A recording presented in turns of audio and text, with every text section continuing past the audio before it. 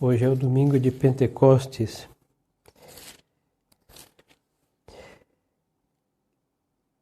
E a leitura, a epístola do dia de hoje é extraída dos Atos dos Apóstolos. Tinham-se completado os dias de Pentecostes e estavam todos os discípulos no mesmo lugar, quando de repente sobreveio do céu um estrondo como de vento soprando impetuoso, que encheu toda a casa onde se encontravam. Em seguida, viram aparecer-lhes semelhantes a fogo línguas que se repartiam, poisando-se sobre cada um deles. Nisto, todos ficaram cheios do Espírito Santo e começaram a falar em várias línguas, conforme o Espírito lhes concedia que se exprimissem. Ora, estavam presentes em Jerusalém judeus piedosos vindos de todas as nações que há debaixo do céu. Logo depois do estrondo, acudiu muita gente, ficando pasmada, por cada um ouvir falar na sua própria língua. Estavam assim todos espantados, perguntando-se admirados: porventura não são galileus todos estes que falam? Como é que então cada um de nós os ouve falar na própria língua materna? Partos, medos e elamitas, habitantes da Mesopotâmia, da Judeia e da Capadócia, do Ponto e da Ásia, da Frígia, da Panfilha, do Egito e das bandas da Líbia, Cirenaica, romanos de passagem, judeus e prosélitos, crentes e árabes, nós todos os ouvimos exprimir em nossas línguas, em nossas mesmas línguas, as maravilhas de Deus. E o Santo Evangelho é segundo São João, e nos diz: naquele tempo, disse Jesus a seus discípulos: se alguém me ama, guardará a minha palavra, e meu Pai o amará, e viremos até ele, e nele faremos a nossa morada. Quem me não ama, não observa as minhas palavras, e a palavra que ouvistes não é minha, mas do Pai que me enviou.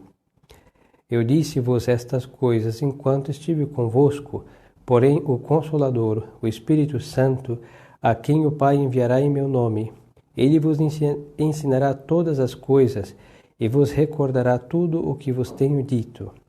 Deixo-vos a paz, dou-vos a minha paz. Não vou-la dou como dá o mundo, que vosso coração não se turbe, nem assuste. Ouvistes o que eu vos disse, vou, mas regresso a vós. Se vós me amasseis, certamente haveis de folgar de eu ir para o Pai, porque o Pai é maior do que eu. Disse-vos-lo agora, antes que suceda, para que quando suceder acrediteis. Já não falarei muito convosco, porque vem o príncipe deste mundo, que nenhum poder tem sobre mim. É, porém, necessário que o mundo reconheça que amo o Pai e que faço como o Pai me ordena.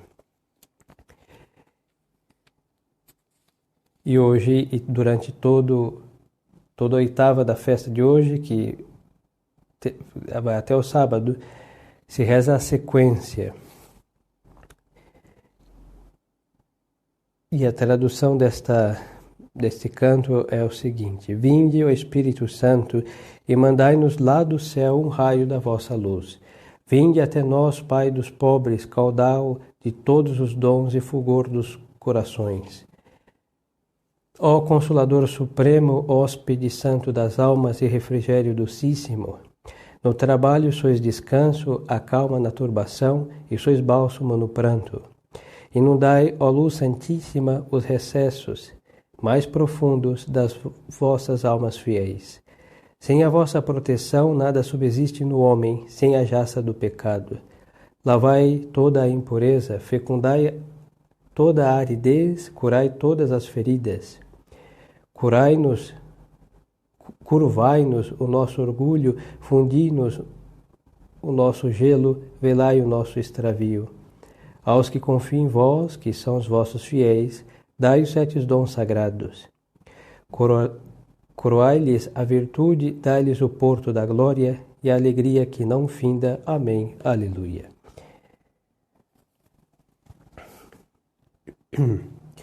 Em nome do Pai, e do Filho e do Espírito Santo. Amém.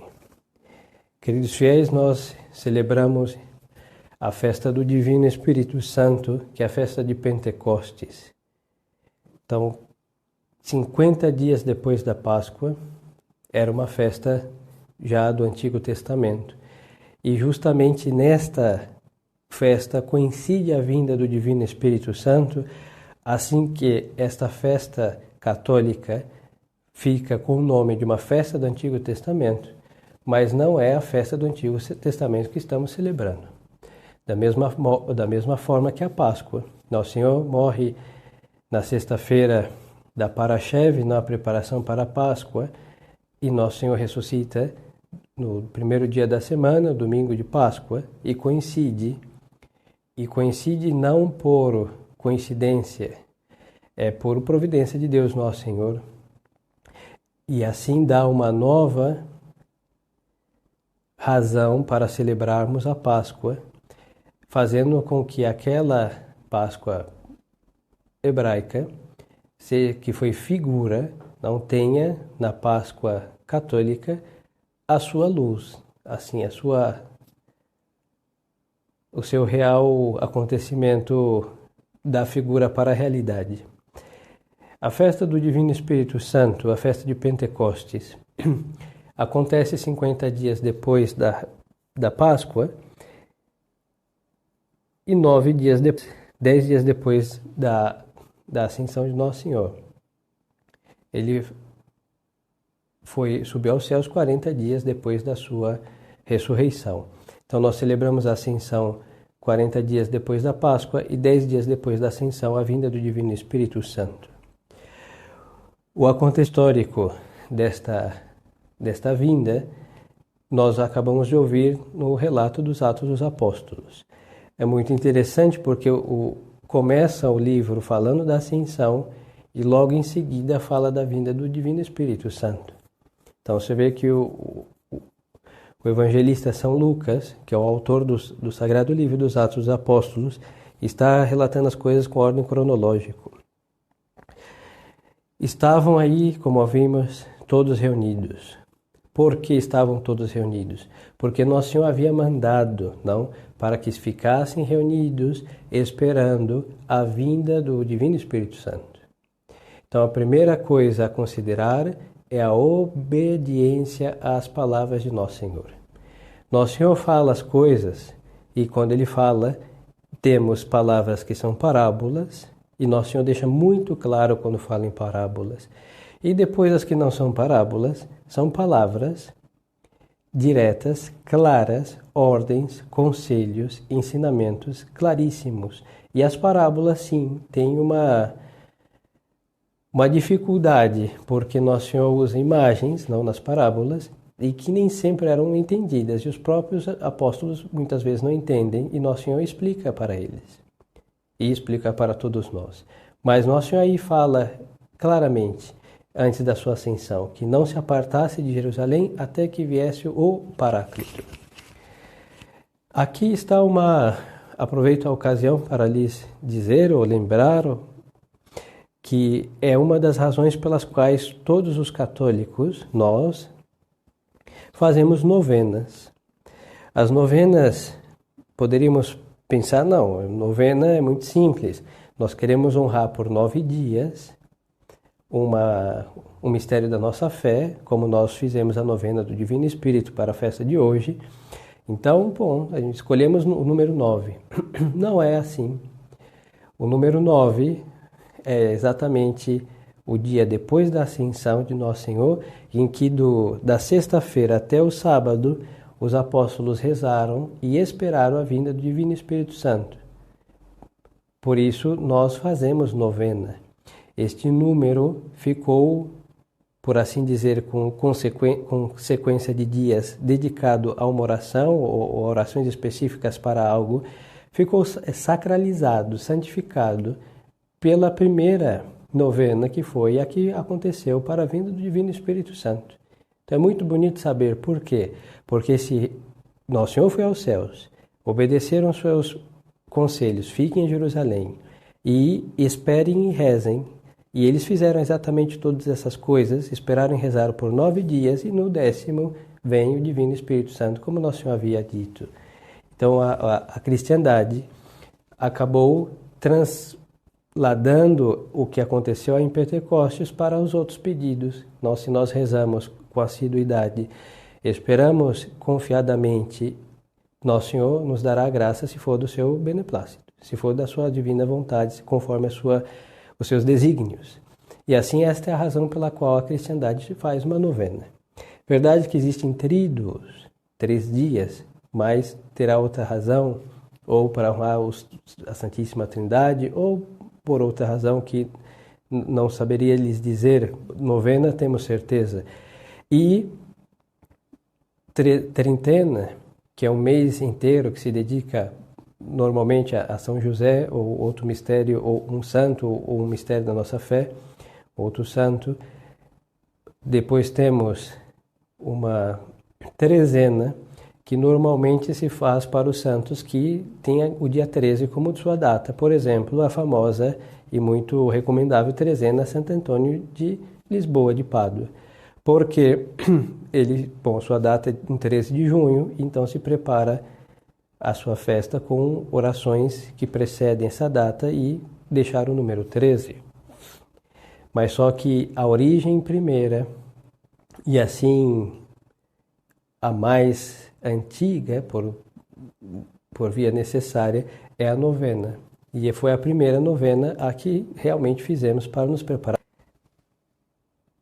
A festa de Pentecostes, o acontecimento de Pentecostes, relatado no Atos dos Apóstolos, é um acontecimento único. É a segunda consideração.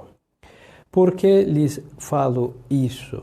Porque quando nosso Senhor subiu aos céus, Ele subiu aos céus e está lá à direita de Deus Pai Todo-Poderoso e vai voltar, não, como Ele disse, nós rezamos no credo, para julgar os vivos e os mortos. Essa vai ser a segunda vinda, porque houve a primeira vinda na encarnação. Nesta primeira vinda está a primeira vinda propriamente dita, que é sua encarnação, seu nascimento, sua vida oculta, vida pública, pregação. Aí está o relato nos Santos Evangelhos, seus milagres, sua paixão, morte, sepultura, ressurreição. E a sua volta ao eterno Pai, a ascensão. E a sua segunda vinda gloriosa é na consumação dos séculos, quando Ele vai voltar para julgar os vivos e os mortos. Então não existe outras vindas de Nosso Senhor. É verdade que existem aparições de Nosso Senhor, não? A do Sagrado Coração de Jesus e o menino Jesus, que apareceu algumas vezes em algum lugar, algum santo, algum místico, etc. Aparições verdadeiras, obviamente, mas estas aparições não são propriamente uma vinda de Nosso Senhor. Pelo que pareça, não? Pareceria uma contradição, porque uma visão não quer dizer que Nosso Senhor veio aqui, hein? Nosso Senhor pode aparecer de modo milagroso, espiritual, mas milagroso e verdadeiro aos olhos do beneficiado com esta visão. Agora, sua vinda triunfante e gloriosa, em que o seu corpo glorioso vai voltar, não descendo dos céus com todo o poder e glória, como Ele mesmo disse, essa será a segunda vinda e será na consumação dos séculos. Por que digo isso? Porque o Espírito Santo veio em Pentecostes uma vez para sempre.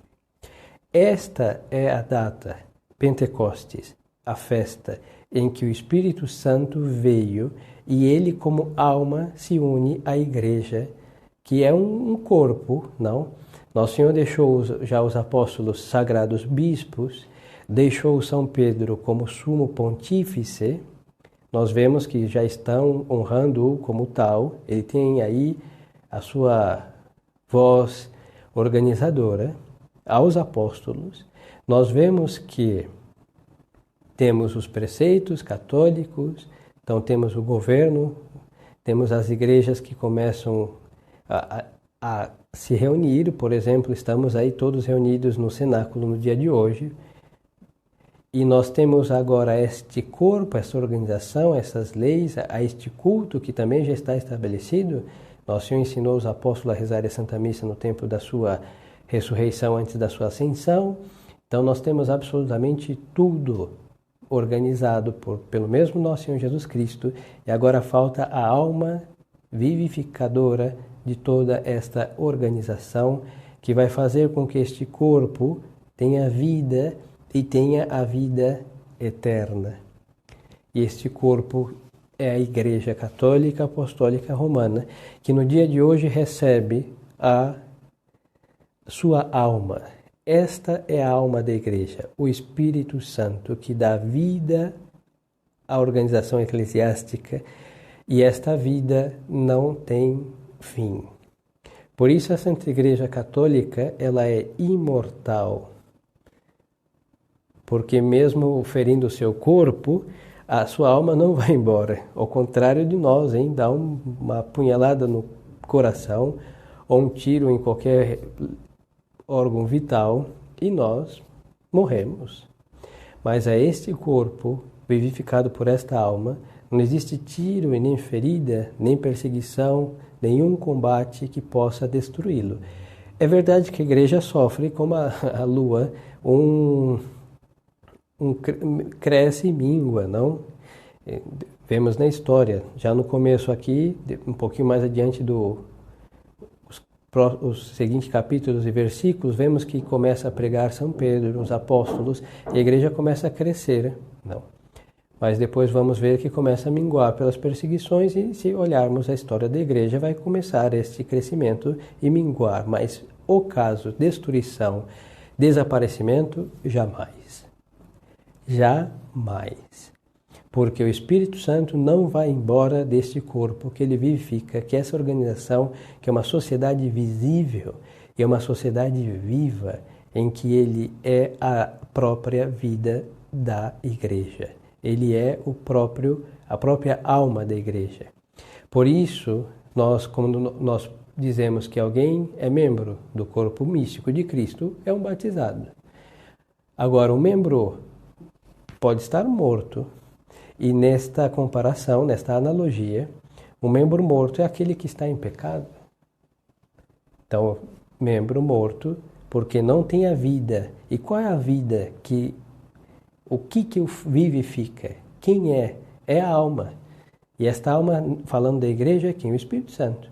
Por isso, uma alma em pecado mortal, salvo que seja um pecado contra a fé, aí esta alma, além de morta, está amputada do corpo místico de Cristo, se for um pecado contra a virtude da fé. Agora, se é um pecado contra as virtudes morais, não, esta alma, este membro, este ser humano batizado, ele é um membro, mas ficou morto. Ficou morto porque o Espírito Santo foi embora daquele membro, daquela pessoa, pelo pecado mortal. E quando a alma vai embora do nosso corpo, nós morremos. E é verdade que, por exemplo, quando se amputa um membro, ou começa a gangrenar e a passar algo com o membro, vamos supor, um dedo do pé, por uma razão, não sei, de diabetes, que tem que amputá-lo, e este membro, ao ser cortado, ou começar a sua decomposição, o que acontece? Mesmo estando unida ao corpo, é porque a alma não está obrando naquele lugar. Por isso vem a deixar de funcionar como antes. E ao ser amputado, aquele membro vai se decompor. Por quê? Porque não tem ação da alma sobre ele. É só uma organização que se desorganiza de carne, de nervos, de células e etc. Pois assim também o católico que não está com o Espírito Santo, ele se decompõe. Quer unido ao corpo, não, quando peca por pecados contra virtudes morais, não, quer por pecados contra a fé, que aí, ademais dele se decompor, ele é amputado e apodrece fora e bem distante desse corpo que é a Santa Igreja. Então, este dia foi o dia que o Espírito Santo veio e enche. Por isso a palavra é totalmente oportuna. O que é encher? É colocar na capacidade o que aquilo pode conter. Então, se temos um recipiente de 3 litros, Enchê-lo é o que? Colocar 3 litros de líquido naquele recipiente. Se for de 200 ml, enchê-lo é completá-lo até onde ele tem a capacidade de conter. E quando o Espírito Santo veio em Pentecostes, ele encheu, e ali fala toda a casa, a Santa Igreja, e também todas aquelas almas. E aqui tem uma maravilha singular. Maria Santíssima já estava cheia. Nós vemos na encarnação falar, não, ave cheia de graça, graça plena. Ou seja, está plena, está cheíssima de graça até onde pode conter. E como vai encher o que está cheio? E aqui nesse dia o Espírito Santo dilata o coração de Maria, a alma de Maria Santíssima e enche. Assim que Nossa Senhora vai ter nesta festa de hoje uma imensa plenitude, porque a sua capacidade é aumentada e completada do Espírito Santo. Por isso, ressalta o evangelista, não estavam todos reunidos com Maria, a mãe de Jesus, no dia de hoje. E os apóstolos? Vamos ver que a partir de agora vai se cair todo o respeito humano, toda a covardia, toda a cabeça dura, toda a ignorância, porque mesmo sendo de origem simples e letrados, grossos, não rudes, mas só que a partir da vinda do Divino Espírito Santo, nós vamos ver estes 11, depois não se agregarão outros, pregarem diante de governadores, diante de sacerdotes e fazerem o que deve ser feito sem temor, sem medo, sem covardia, sem retroceder diante desta batalha que vai levá-los todos à consumação de suas vidas como uma hóstia, assim que, por quê? Porque o Espírito Santo dá fortaleza e todos eles estão cheios. Não ficou 1 ml sem ser preenchido na alma de São Pedro, na alma de São Tiago, de São Bartolomeu e dos demais apóstolos que ali estavam. Esta festa, então, é a festa em que a igreja foi promulgada. Até então, os apóstolos tinham um contato religioso, inclusive com a sinagoga, porque a ruptura não foi brusca. Assim, do dia para a noite já não se ia mais lá. Foi gradativa, até que veio o Espírito Santo. E tudo fica muito claro, não? É a nova e eterna aliança, não? É a religião verdadeira, única, que agradará ao Deus vivo. É essa que o próprio Deus vivo encarnado instituiu. E aquela que foi uma preparação que deveria ter se transformado no que nós temos, mas não foi isso que aconteceu. Repito, não foi isso que aconteceu. Não é a sinagoga que se transforma em igreja católica. Isso ia acontecer se ela tivesse sido fiel. Mas como ela foi pérfida, ou seja, não foi fiel às promessas de Deus, ela fenece, seca, morre e Deus planta outra vinha que vai ser cuidada, regada com seu sangue, vivificada pelo seu Santo Espírito e cultivada pelas suas mãos sempre, sempre e sempre. Aquela está podre, seca, não existe mais. O que hoje existe, como diz o Apocalipse, o que hoje essa sinagoga não é a sinagoga de Satanás.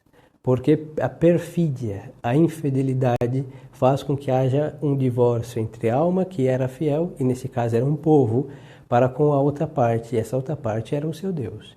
Então essa infidelidade é como um divórcio que destrói a união.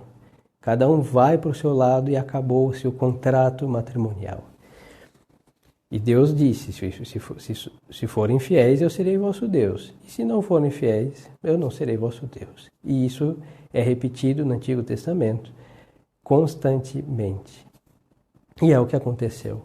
Ao matar o Deus da vida, eles encontraram a morte institucional, religiosa, legal, moral e etc. Absolutamente tudo. Então temos que aqui ter presente que é a promulgação da nossa fé, da Santa Igreja Católica, por isso esta festa é única. Quando em anos muito próximos a nós, anos 60, não me lembro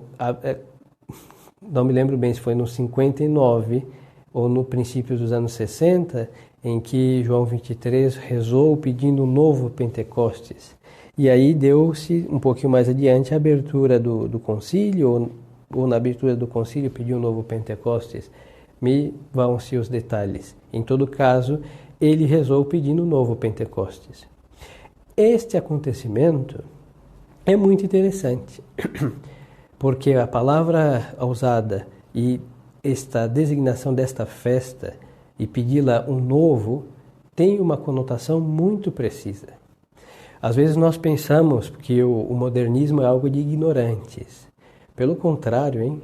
O modernismo clássico e realmente destrutor, ele é muito inteligente. E eu diria que tem uma inteligência superior à humana, uma inteligência angélica, porque é realmente diabólico. O que quer dizer o novo Pentecostes? Quer dizer que se faça de novo tudo aquilo que eu vos disse agora. Então, que venha o Espírito Santo para vivificar esta organização. Mas que organização nós estamos falando? A vossa igreja. Mas por que vir novamente, sendo que está desde Pentecostes do ano de 2000 anos atrás, está permanentemente a cumprir fielmente, com a fidelidade de Deus, a sua função de alma da igreja? Esta é a pergunta. Porque, como eles mesmos dirão, eles não, vão fazer a Igreja do Vaticano II. É uma nova igreja. Que eu diga o bispo de Aparecida, hein, quando ele fez aquele grotesco comentário satânico, em realidade, no dia de Nossa Senhora Aparecida, falando que o dragão da direita, não, ele estava como dragão e, bom, esquerdista, acusando a direita como o dragão do Apocalipse. Pois então, o que ele diz, esse sujeito? Que não é nem, peço perdão, porque certa classe de gente macula os ouvidos, não, da fé, mas vamos citá-los para termos presente quão graves são as coisas. O que ele disse? Que é a Igreja do Vaticano II. Ele é o bispo da Igreja do Vaticano II, não da Missa do Vaticano II e do Papa Francisco, como assim ele o designa. Ou seja, está mostrando que é o Papa do Vaticano II, não da Igreja Católica. Essa distinção entre Igreja de sempre, Católica, Apostólica Romana, e Igreja pós-conciliar e Igreja do Vaticano II é deles. Não é dos tradicionalistas. Eles que colocaram, eles fizeram uma nova igreja e rotularam de católica. Na prática, sim, mas roubando, usurpando, melhor, sequestrando a organização de sempre. Sequestrando este corpo místico, vivificado pelo Espírito Santo, e calando a ação do Espírito Santo, atribuindo a uma segunda vinda do Divino Espírito Santo, para verificar algo que realmente é monstruoso e anti-igreja e anti-católico. E como lhes dizia, o novo Pentecostes foi muito bem pensado, porque na intenção de quem pede o novo Pentecostes é pedir o quê? Que o Espírito Santo vivifique como alma esta outra organização, que vão chamar de católica, mas que não vai ser católica e muito menos vai ser organizada e vivificada nem por Nosso Senhor e pelo Espírito Santo. Por quê? Porque Nosso Senhor disse, hein, que o Espírito Santo é o Espírito de verdade. É o Espírito de verdade. E Ele vos ensinará todas as coisas que eu vos ensinei. E vai ensinar até o que eu não ensinei. Nosso Senhor vai dizer que Ele vai completar, o Espírito Santo vai completar, mas vai ensinar tudo. Tudo. Tudo. Agora eu lhes pergunto, a igreja do segundo Pentecostes, com muitas aspas, ensina alguma coisa que Nosso Senhor ensinou?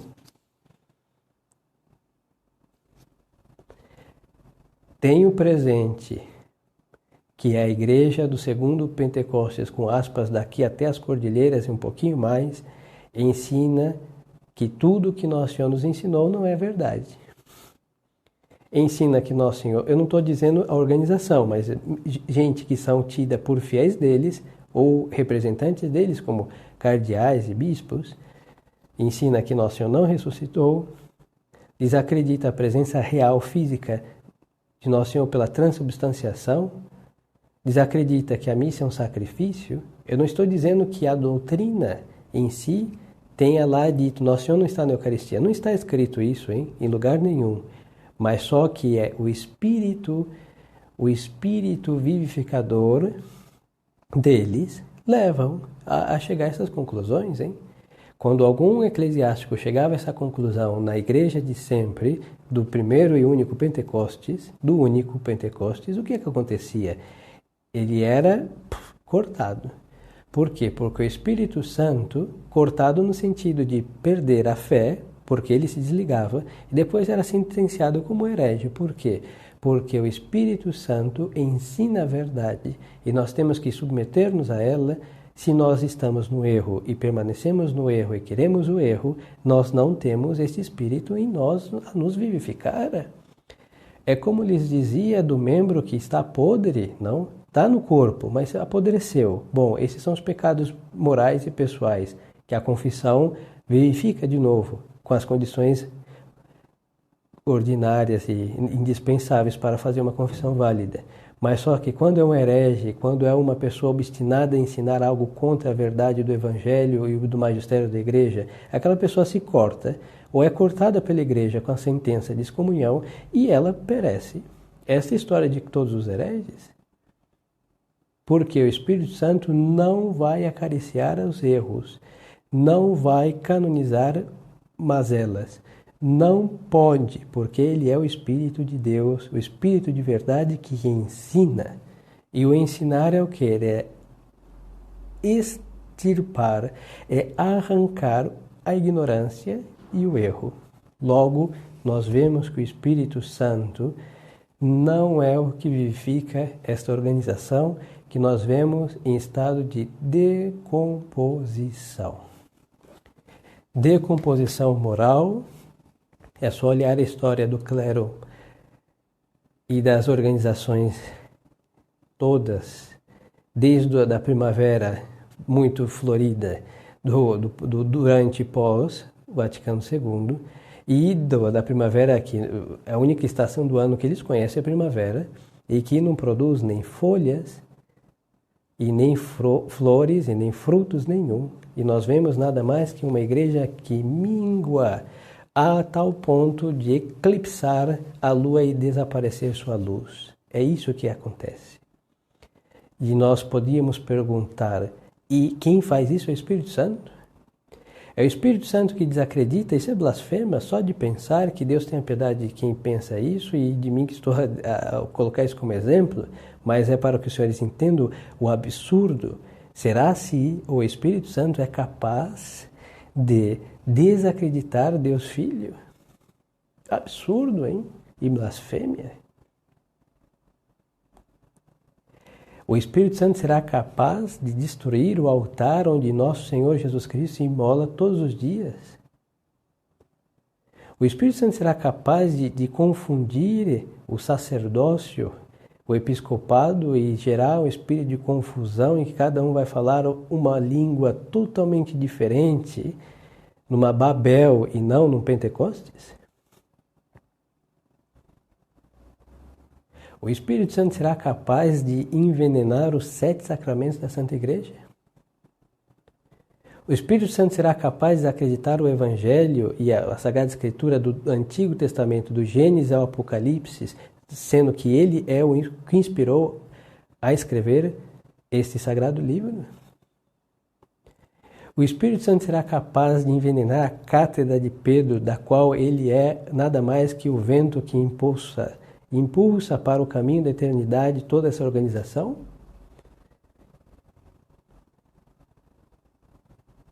Não.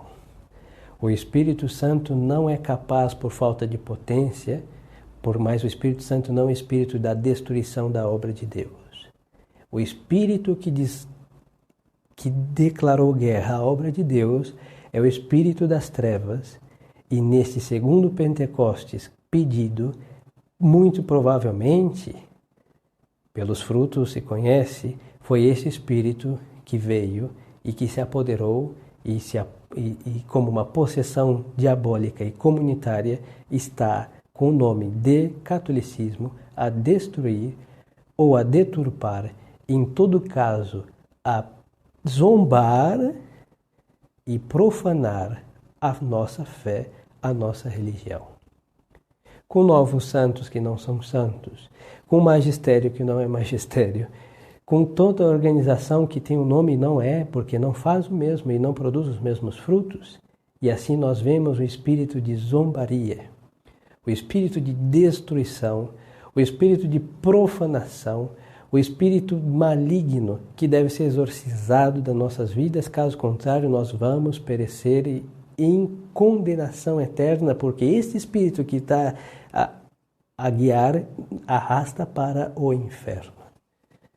Por isso, queridos fiéis, na festa de hoje, na festa de Pentecostes, nós não precisamos de um outro, hein? Repito isso, insisto nessa verdade, porque nas nossas almas, este Espírito Santo veio a residir pelo santo batismo.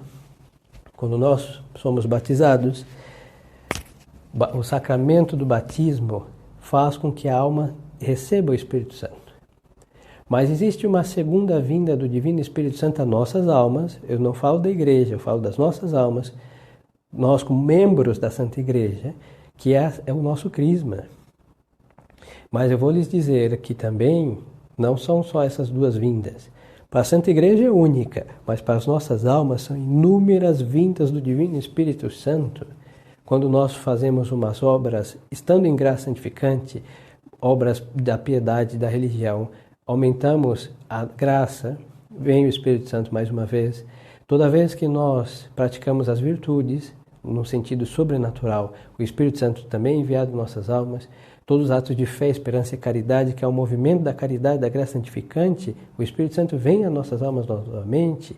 Toda vez que nós o invocamos, não vinde Espírito Santo, ele também vem a nossas almas, é um ato de piedade, religião, de devoção, ele também é enviado, e assim que para nossas almas ele é enviado inúmeras vezes. E para quê? Para inflamar, para aumentar este fogo de caridade e amor a Deus em nossas almas. E para a Santa Igreja ele não é enviado mais que uma só e única vez, por quê? Porque é uma chama que não se apaga. Mesmo nas tempestades da história eclesiástica, mesmo nos dilúvios e qualquer tempestade por diluvial que venha a ser, não se pode apagar a chama do Espírito Santo nesse corpo místico que é a Santa Igreja Católica. Mas em nossas almas, sim, se apaga pelo pecado pessoal, mortal. E os pecados veniais vai arrefecendo, vai esfriando este calor intenso em nossas almas, até que venha o pecado mortal e o apague. Quanto mais se diminui a intensidade de uma chama, mais sujeita ela está a ser apagada. Por isso nós devemos, e queridos fiéis, nesta festa de hoje, uns não são crismados, mas todos são batizados, assim que acabar com as obras das trevas, destruir as obras do Espírito das trevas que estão dentro de nós, não? Da igreja quem cuida é nosso Senhor Jesus Cristo. Nosso Senhor Jesus Cristo, que é o esposo da Santa Igreja Católica. Ela é sua esposa e ele cuida muito bem dela e não vai dar a outro a glória de cuidar e salvá-la, hein? Ela já está salva. Ela é sua esposa, não? É assim que a nós nos toca a fidelidade à esposa de Jesus Cristo, da Santa Igreja, e nos toca, sim, defender sua honra, mas não é com outro modo do que sendo membros vivos, membros vivificados pelo Espírito Santo. E por isso nós devemos acabar com o pecado. Isso que é a desgraça de todas as desgraças. Isso que é um Vaticano II, que acontece 3, 4, 5, 6, 7, 8, 9, 20 Vaticanos conciliares inimigos da ordem de Deus, mas dentro da nossa alma. E isso sim que é preocupante, está ao nosso alcance, com a graça de Deus, resolver, e é resolvendo esse problema em nossas almas, em nossas casas, em nossas vidas, que nós vamos fazer algum bem para a Santa Igreja. É isso que Deus espera de nós.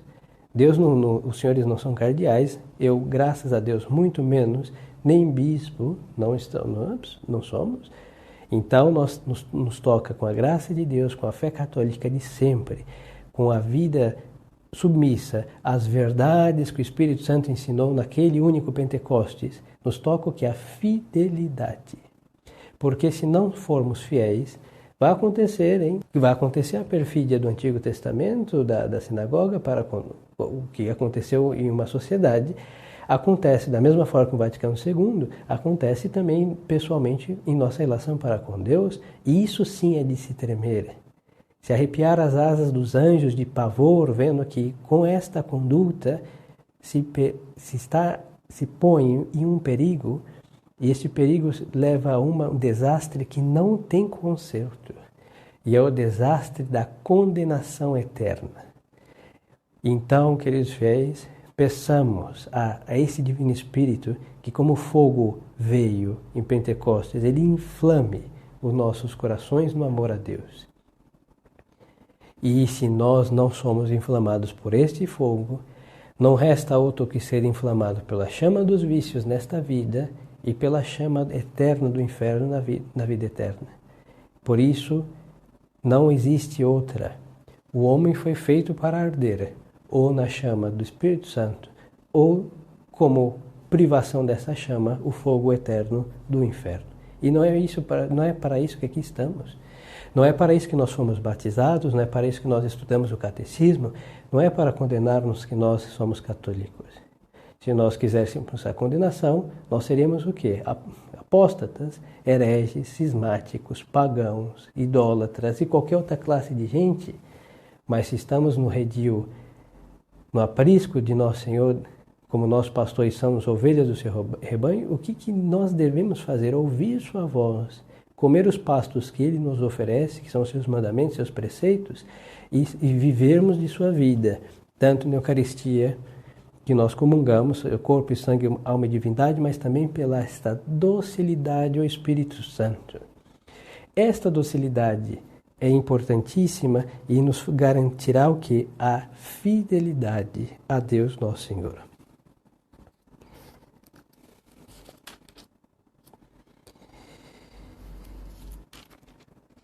Se alguém me ama, guardará minha palavra, e meu Pai o amará, e viremos até ele, e nele faremos a nossa morada.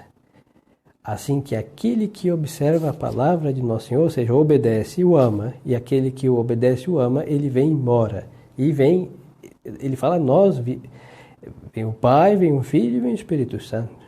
E assim a alma fiel é templo de Deus, mas é um templo vivo do Deus vivo. E a alma infiel é um templo vazio, profanado, destruído, desacralizado, não? E cheios de rachaduras e cheio de imundícies dentro de si. Então, peçamos ao Divino Espírito Santo, ao Espírito de Pentecostes, verdadeiro e único Espírito Santo, do verdadeiro e único Pentecostes, que nos vivifique como membros, assim como Ele vivifica, não, e dá vida a todo este corpo que é a Santa Igreja Católica, e nos conceda então como membros vivificados a graça da fidelidade na santificação das nossas almas. E assim, fiéis ao Divino Espírito Santo, salvar as nossas almas. Que o Espírito Santo nos conceda esta graça, por intercessão de Maria Santíssima Nossa Senhora, em nome do Pai, do Filho e do Espírito Santo. Amém.